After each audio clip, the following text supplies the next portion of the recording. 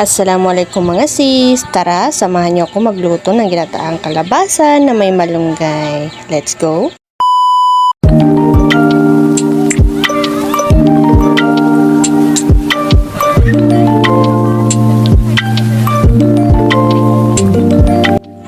So ayun nga mga guys, may malunggay tayo at kalabasa at hiniwa-hiwa ko na ito ng maliliit kasama ko nga si Mister.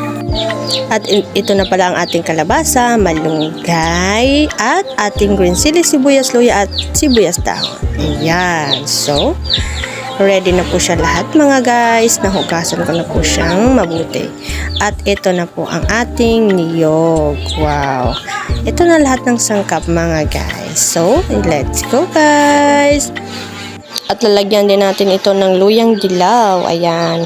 So, nalagay ko na pala siya sa ating kalan. At paiinitan natin guys. At ilagay na natin ng luya at green chili guys. Sobrang sarap nito guys kapag itong ginawa mo sa kalabasa. Oy, napakasarap nito guys. For the go. Ayan, at kumulo na pala siya guys. Pakuluan lang mabuti ito guys. Ayan. At kapag kumulo na ito guys, ay ilagay na ang kalabasa. Ganun. Yan, dahan-dahan lang mga guys para hindi tayo matalsikan ng mainit. Ayan. So, for the go.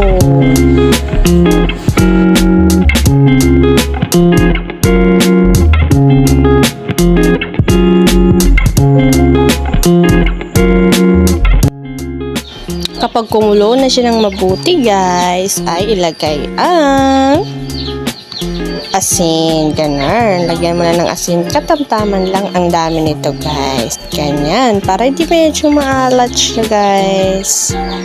Ang next ay namnam. Ayan. Hindi mawawala ang ating namnam. At saka itong sibuyas dahon guys. Kapag malapit na siyang maluto, ilagay mo ng sibuyas dahon. Ayan. Pag malambot na ang kalabasa, ay isunod na ang ating malunggay. For the go, ay napakasarap naman ito mga sis. Masya Allah. Ayan, lahat-lahat lang mga sis.